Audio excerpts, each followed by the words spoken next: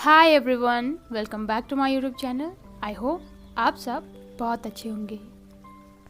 Friends, आप सभी लोगों को हैप्पी न्यू ईयर।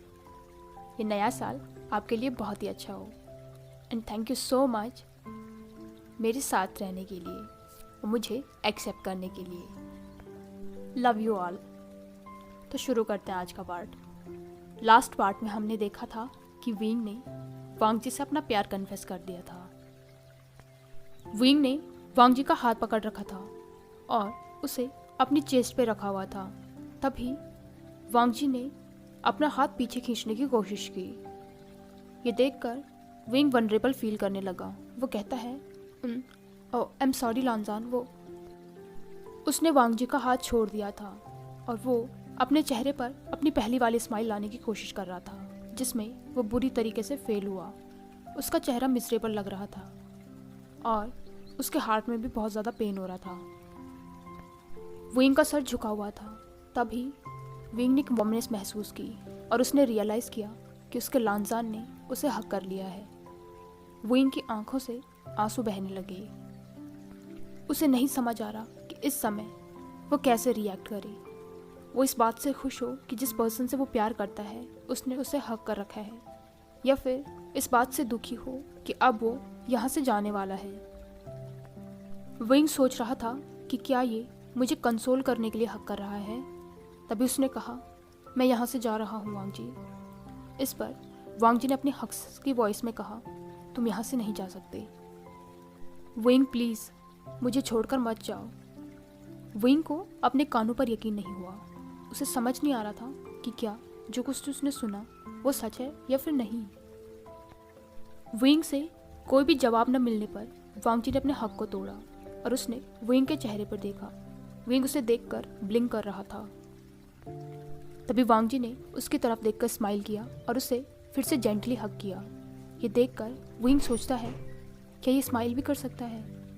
तभी वांगजी ने कहा, विंग मैं भी तुमसे प्यार करता हूँ, बहुत ज़्यादा।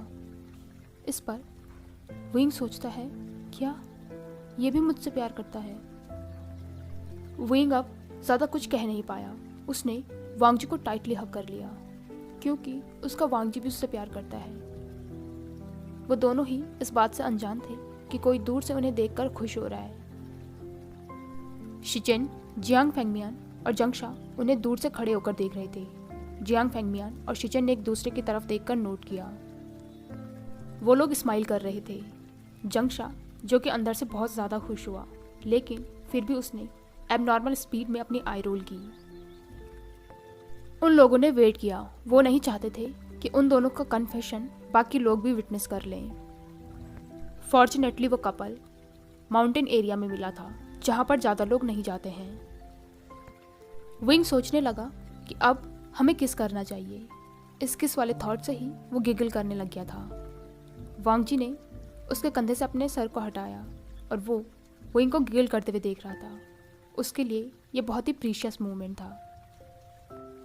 विंग वांगजी को ही देख रहा था और अपनी किस का वेट कर रहा था। वांगजी को नहीं समझ आ रहा था कि क्यों विंग उसे अपनी स्पार्कल आई से ऐसे देख रहा है। तभी विंग कहता है कि अब हमें किस नहीं करना चाहिए। ये सुनकर वांगजी कहता है, शेमलेस। उसका पूरा चेहरा पिंक हो गया था। तभी शिचेन ने अपना गला साफ किया। उसका चेहरा भी एम्बैरस हो गया था। जियांग फेंगमियान आसमान की तरफ देख रहे थे, लेकिन उन्होंने जंगशा का हाथ पकड़े हुआ था ताकि वो आगे बढ़कर विंग को खींच न ले। विंग ने उन सब की तरफ देखकर प्राउडली स्माइल किया। वो जंगशा को टीज करते हुए कहता है, देख तो ऐसे रहे हो जैसे तुमने अभी तक वेंजिंग को किस न किया हो। ये सुनकर जियांग फेंगमियान कहते हैं, ओह तो ऐसी बात है। लांजान ने भी ये चीज़ नोटिस की थी, लेकिन उसका दिल और दिमाग तो विंग ने ऑक्यूपाई कर रखा था। वांगजी ने विंग का हाथ टाइटली पकड़ लिया और दोनों ने जियांग फेंगमियान को बो किया। विंग अब ज़्यादा वेट नहीं कर सकता था। लांजान लेट्स गो। वो वांगजी को खींचकर घने जंगलों के बीच ले गया और वांगजी भी उसे चुपचाप फॉलो करने लगा।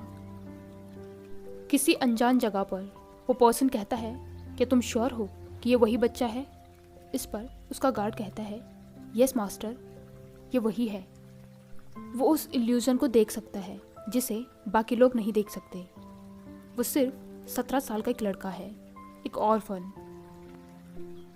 वो पर्सन कहता है 17 साल का एक लड़का, और वो भी अनाथ। अब लगता है यिन मेटल को मेरे हाथों में आने से कोई नहीं रोक सकता।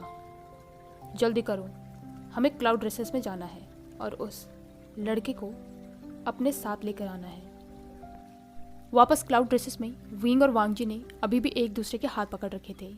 वो लोग जंगल में उस जगह आ गए थे जहाँ पर वो बनीज रहते हैं। वो दोनों अभी भी एक दूसरे को लेकर थोड़ा वरी थे।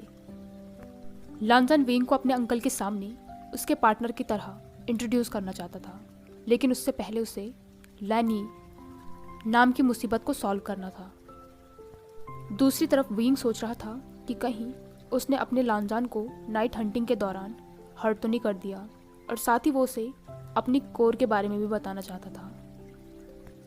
टाइम इसी तरीके से बीत रहा था और वो दोनों एक दूसरे की कंपनी को बहुत ज़्यादा एंजॉय कर रहे थे। तभी वांग जी ने रियलाइज़ किया कि टाइम हो गया है और उसे अभी अपने अंकल को आज दिन भर में हुई एक्टिविटी की रिपोर्ट भी करनी है। विंग अभी भी वांग जी को पपी आई से देख रहा था। वो तो सोच रहा था कि वांग जी उसे ज़रूर किस करेगा, लेकिन उसने नहीं किया। फिर विंग ने सोचा कि चलो अभी वो वांग जी को कन्विंस नहीं करेगा, अभी ये सही टाइम नहीं है। वांग जी ने उससे कहा, विंग मैं तुमसे कल क्लास में मिलूंगा। लेकिन विंग के लिए तो आज का दिन गुजारना ही बहुत मुश्किल हो गया था। ठीक है। तभी वांग जी फिर से कहता है, विंग मैं तुमसे रात में मिलूंगा। वो विंग की तरह सैड नहीं था, क्योंकि उसे अपनी सेक्ट की ड्यूटीज और रिस्पॉन्सिबिलिटीज़ भी निभानी है। वैसे भी वो विंग के नॉलेज के बिना हमेशा उसका इंतज़ार करता था, रात को उसे देखता था और उसे एडमायर करता था, और आज भी वो यही करेगा। विंग उस प्लेस को छोड़कर नहीं जाना चाहता था जहाँ पर उसने अपने लांजान के साथ टाइम बिताया, इसलिए वो कुछ टाइम उन बनीज के साथ रहा। वो वहीं घास पर लेट गया और तारों को देखने लगा।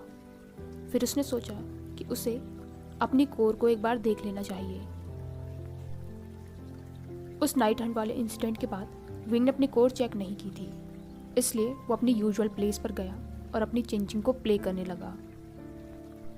वांग जी अपने अंकल को आज की सारी एक्टिविटी की रिपोर्ट दे रहा था। तभी उसके दिमाग में विंग का स्माइलिंग फेस आ गया और उसकी वजह से वो अचानक से रुक गया। और ऐसी बात नहीं थी कि ये पहली बार हो रहा हो, ऐसा पहले भी कई बार हुआ है। शिचेन उसके अंकल के बगल में बैठकर वांग जी की तरफ देखकर एक टीजिंग स्माइल दे रहा था। चिरन उससे कहता है, वांग जी अब तुम्हें चले जाना चाहिए। वांग जी चैम्बर से बाहर आते हुए सोच रहा था, मैं अपने विंग को मिस कर रहा हूँ, मुझे उसे इस तरीके से छोड़कर नहीं आना चाहिए था। तभी शिचेन ने पीछे से आकर कहा, तुम उससे अभी भी मिल सकते हो ब्रदर, जैसे उसने वांग जी के थॉट्स को पढ़ लिया हो। इसलिए वांग जी ने भी ज़्यादा टाइम वेस्ट नहीं किया और वो जंगल की तरफ चला गया अपने विंग को देखने। विंग वहाँ पर ट्री के सहारे बैठा हुआ था। नहीं, आज वो ब्रांच पर नहीं था, बल्कि ज़मीन पर ही बैठा हुआ था। आज वो अपने माँ और बाबा को बहुत ज़्यादा मिस कर रहा था। कैसे वो उनके साथ ट्रैवल करता था और ऐसे ही पेड़ों के सहारे बैठा रहता था। वो कहता है, माँ, बाबा, क्या आप लोग मुझे देख रहे हो? काश मैं लांजान को आप लोगों से मिलाने ले आता। आपको पता है माँ, उसके साथ मुझे वैसी ही वार्मथ फील होती है जैसे मुझे आपके और शिजे के साथ फील होती है। और पता है, वो बाबा की तरह ब्रेव है। मैं एक डंकी खरीदूंगा और उसका नाम अपने लिटिल एप्पल के नाम पे रखूंगा। फिर मैं, लांजान और हमारा लिटिल एप्पल, हम तीनों ही ट्रैवल करेंगे। विंग ने अपनी चेंचिंग को सहलाया। अब उसके पास सिर्फ एक यही चीज़ है जो उसके पेरेंट्स की है। वो इस बारे में ही सोच रहा था कि उसकी ज़िंदगी कैसी होगी जब वांग जी उसका पार्टनर होगा। विंग ने अपनी चेंचिंग को प्ले करना स्टार्ट किया। उसके चारों तरफ डार्क एनर्जी फॉर्म हो गई थी और वो उसके चेहरे को सहला रही थी। दूसरी तरफ वांग जी विंग को ढूंढ रहा था और उसे पता था कि विंग उसे कहाँ पर मिलेगा, इसलिए वो उसी जगह पर गया जहाँ उसने उस दिन विंग को देखा था। विंग चेंजिंग प्ले कर रहा था, इसलिए वांग जी ने उसे डिस्टर्ब करना सही नहीं समझा। वो धीरे धीरे विंग के पास गया और उसके पास ही बैठ गया। विंग अपने म्यूजिक में इस तरीके से खो रखा था कि उसने महसूस ही नहीं किया कि कोई उसके पास आया है। लेकिन जब उसके नाक में उसके ब्यूटीफुल पर्सन वांग जी की सैंडलवुड स्मेल गई तो उसने महसूस किया कि उसका लांजान यहीं पर है।